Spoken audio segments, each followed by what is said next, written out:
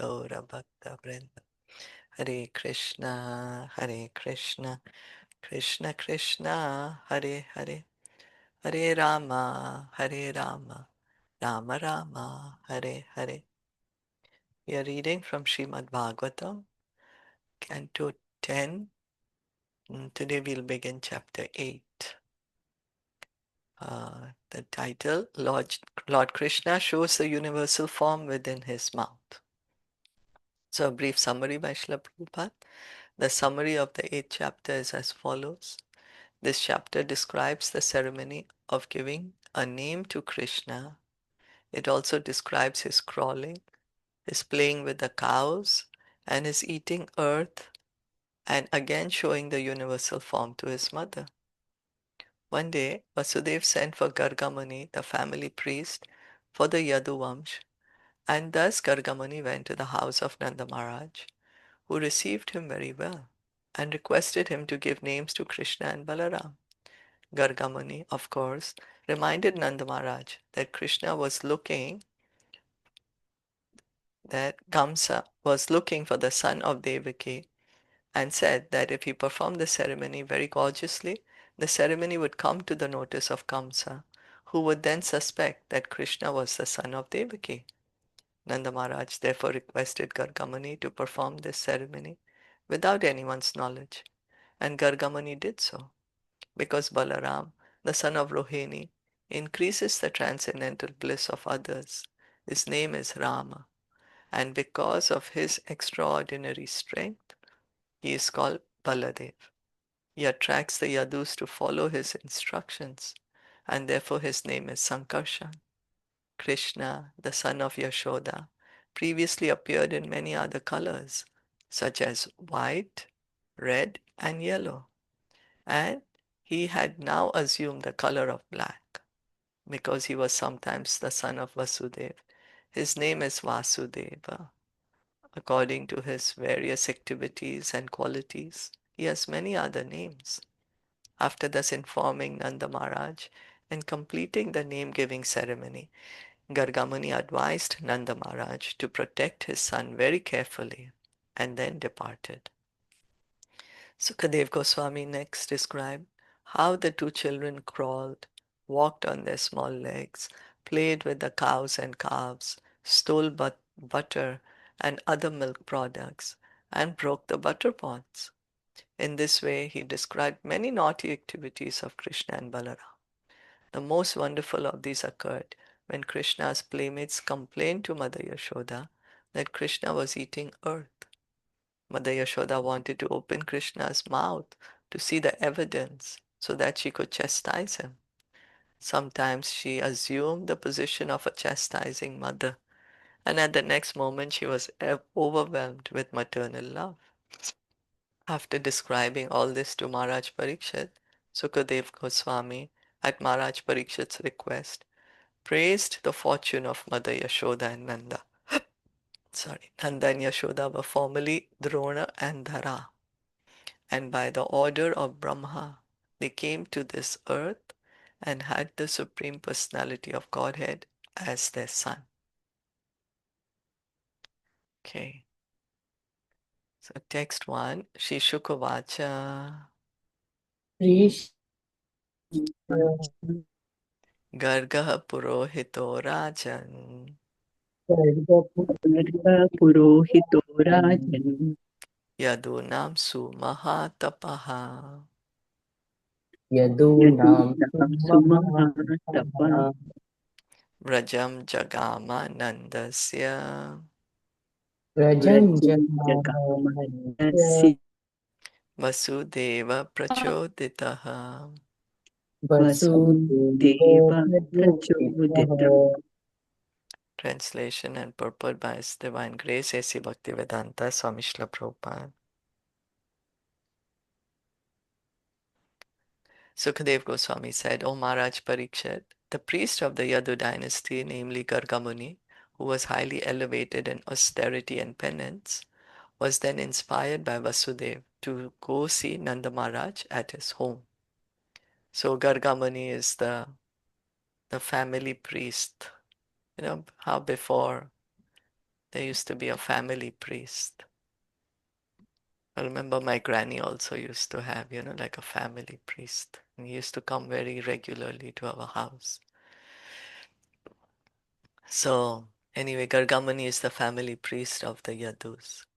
And then Vasudeva has asked them, okay, you go and do the name ceremony for Krishna and Balaram. So it seems for 1 year, they didn't have, they were not named for 1 year, right?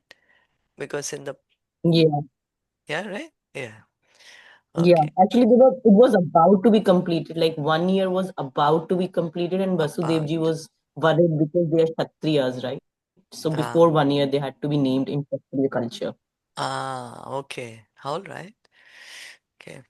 Tam drishtva parama pritaha Tam Drishva Paramah Preetah pratyuthaya kritanjalihi Pratyuthaya प्रत्युत्थाय Kritanjali कृतञ्जलि anarcha adhokshaja dhiya Anarcha चातुर्षय्य धिया pranipata purasaram. Pranipata प्रणिपातं पुरः When Nanda Maharaj saw Gargamuni present at his home, Nanda was so pleased that he stood up to receive him with folded hands. Although seeing Gargamuni with his eyes, Nanda Maharaj could appreciate that Gargamuni was Adhokshaja. That is, he was not an ordinary person seen by material senses. Okay, let's see how there. So Ananda Maharaj could understand Gargamuni is not ordinary, that he is a great personality. That's why the name Adhokshaja is said, that you cannot understand his greatness just by seeing him or by his material senses, it said. Supavishtam kritatithyam Upavishtam सुविष्टं नित्यं gira sunrataya munim गिरा Virasundaya Munim nanda itva abravid brahman Nandayitva सुन्दरम् Brahman purnasya karavamakim. Purnasya When Gargamuni had been properly received as a guest and was very comfortably seated, Nanda Maharaj submitted with gentle and submissive words. Dear sir, because you are a devotee, you are full in everything. Yet my duty is to serve you. Kindly order me. What can I do for you? Mahad vichalanam nirnam महद्विचलनेन grahinam dina chetasam गृहीणां चेतसा Nihishreya Bhagavan निःश्रेयसाय भगवान् Kalpate Nanyatha Kvachet. कल्पते यथा क्वचित् O my Lord, O great devotee, persons like you move from one place to another, not for their own interests, but for the sake of poor-hearted grahasthas, householders. Otherwise, they have no interest in going from one place to another. As factually stated by Nanda Maharaj, Gargamuni, being a devotee, had no needs. Similarly, when Krishna comes, he has no needs, for he is Purna, Atmaram. Nonetheless, he descends to this material world. So, why does Krishna come? To protect the devotees and vanquish miscreants. Paritranaya sadhuna vinashaya cha dushkritam. This is the mission of the Supreme Personality of Godhead. And devotees also have the same mission. Nanda Maharaj is telling Gargamuni, you're a devotee. You don't need anything. But yet, please tell me what I can do. What can I do for you? Prabhupada is explaining, Krishna also comes. Krishna doesn't need anything. The devotees don't need anything. One who executes the mission of para upakar, performing welfare activities for people in general, is recognized by Krishna, the Supreme Personality of Godhead, as being very, very dear to him. Nacha tasman manishyesu kaschin me priya kritamaha. Krishna says in Bhagavad Gita that one who gives this knowledge to others is very, very dear to me. So the devotees are very dear to Krishna because the devotees are doing para upakar. They're going everywhere, not caring for their own personal safety even sometimes, or their personal comforts. And they're going everywhere to give Krishna consciousness to everyone. Similarly, Chaitanya Mahaprabhu has advised this Parupakar, and he has especially advised the inhabitants of India. Bharata bhumi te haila manushya janmayar, janma sarthaka kari kara para upakar. One who has taken his birth as a human being in the land of India, Bharatvarsh, should make his life successful and work for the benefit of all people. Caitanya Caritamita Adilila 9.41. On the whole, the duty of a pure Vaishnav devotee is to act for the welfare of others. So, this is the highest paropakar, highest benefit we can do for others, highest welfare we can do for others. Give them Krishna consciousness. And that's how a devotee does. So this is Lord Chaitanya's order, that he says, on my order you give Krishna consciousness to everyone. Nanda Maharaj could understand that Garga Muni had come for this purpose and that his own duty was now to act according to Garga Muni's advice. Thus he said, please tell me what is my duty. This should be the attitude of everyone, especially the householders. The Varna Sharma society is organized into 8 divisions: Brahmana, Kshatriya, Vaishya, Shudra, Brahmacharya, Grahast, Vanaprasth, and Sannyas. Nanda Maharaj represented himself as Grihinam, a householder. A brahmachari factually has no needs, but grihis, householders, are engaged in sense gratification.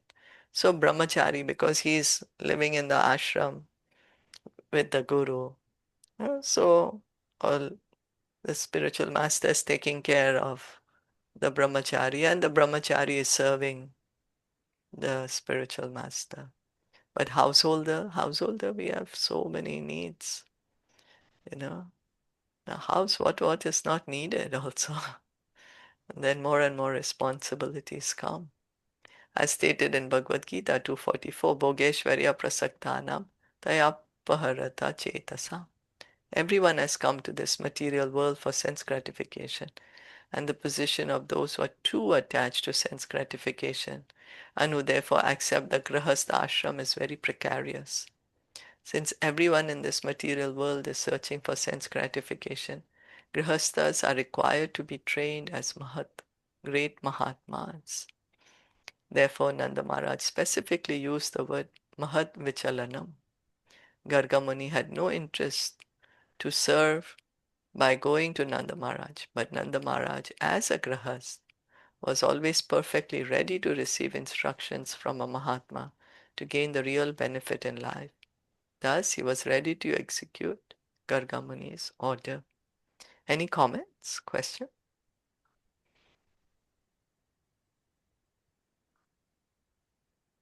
Okay. Jyotisham ayanam sakshat Jyotisha Jyotisha ayanam ayanam yattaj jnanam atindriyam satyajnanam satyajnanam atinendriyam atindriyam pranitam bhavata yena pranitam pranitam bhagavata vatayena puman veda paravaram. puman veda umaveda paravaram. paramaham.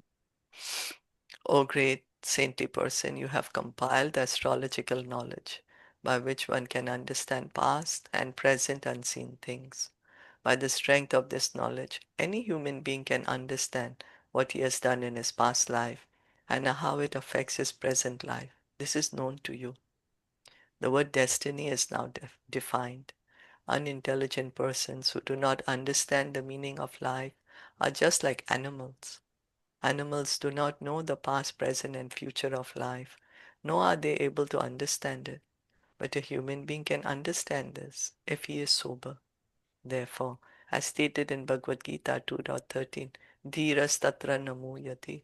A sober person is not bewildered. The simple truth is that although life is eternal, in this material world, one changes from one body to another. Foolish people, especially in this age, do not understand this simple truth. Krishna says, Dehinosmin yatha dehe komaram yovanam jara tatha dehantar praptir dhiras tatra namuyati. As the embodied soul continually passes in this body from boyhood to youth to old age, the soul similarly passes into another body at death. The self-realized soul is not bewildered by such a change. Bhagavad Gita 2.13. So here Prabhupada is taking this opportunity to inform us again, to remind us that we are not the body, we are the soul, and that the soul is eternal. And actually many people don't know that. Many people think that after we leave the body, after death, then the soul doesn't exist anymore. Or many think that the soul just does nothing, you know, that it's not there, that does nothing. But the soul is there, and based on our past karma and desires, we keep getting new and new bodies. Krishna, the greatest authority, says that the body will change, and as soon as the body changes, one whole program of work changes also. Today I am a human being or a great personality, but with a little deviation from nature's law, I shall have to accept a different type of body. Today I am a human being, but tomorrow I may become a dog, and then whatever activities I have performed in this life will be a failure. This simple truth is now rarely understood, but one who is a dhira can understand this, right? People don't even understand, okay, that today I'm in human body, next body, I can become an animal. Because they think, okay, nothing, then the soul is, not existing anymore. Like sometimes when somebody dies, people will say, okay, rest in peace. Or, okay, good, that now he has no more suffering. But we don't know where is the soul going. True, it's true, we can't see the person suffering. True. But then we don't know what is the next destination of the soul, you know. So as Prabhupada is saying here, today I am in the body of a human being. So all my activities I'm doing as if all my activities are, I'm a human being, so I should act like this and I should do this. And then next life, if I become a dog, then all the activities are going to be of a dog. But the soul is the same. The I am the same. So those in this material world for material enjoyment should know that because their present position will cease to exist, they must be careful in how they act. This is also stated by Rishabdev. Na sadhu manyate yata atmano yamasan api kleshada asadeha. Bhagavatam 5.5.4. Although this body is temporary, as long as we have to live in this body, we must suffer. Whether one has a short life or a long life, one must suffer the threefold miseries of material life. Therefore, any gentleman, dhira, must be interested in Jyotish, astrology. So, Rishabdev, Maharaj Rishabdev is saying Bhagavatam 5, chapter 5.4, that this body, we are thinking I'm enjoying in this body. So nice. I'm gonna enjoy. I'm gonna do this. I'm gonna do that. Yeah, it's true. We do get that momentary, temporary enjoyment. But if we see, the majority of the time is suffering. It's true, the enjoyment is there, but it's so short. It's too flickering. And we have to work so hard to get that flickering enjoyment. But suffering is always there, just comes. Threefold material sufferings are there, right? So Nanda Maharaj was trying to take advantage of the opportunity afforded by Gargamani's presence, for Gargamani was a great authority in this knowledge of astrology, by which one can see the unseen events of past, present, and future. It is the duty of a father to understand the astrological position of his children and do what is needed for their happiness. Now, taking advantage of the opportunity afforded by the presence of Gargamani, Nanda Maharaj suggested that Gargamani prepare a horoscope for Nanda's two sons, Krishna and Balaram. So we also do that, right? Chatti, we'll tell the astrologer, prepare the chatti, and then, okay, then read the chatti, then read what the horoscope is saying to have some kind of indication of the child's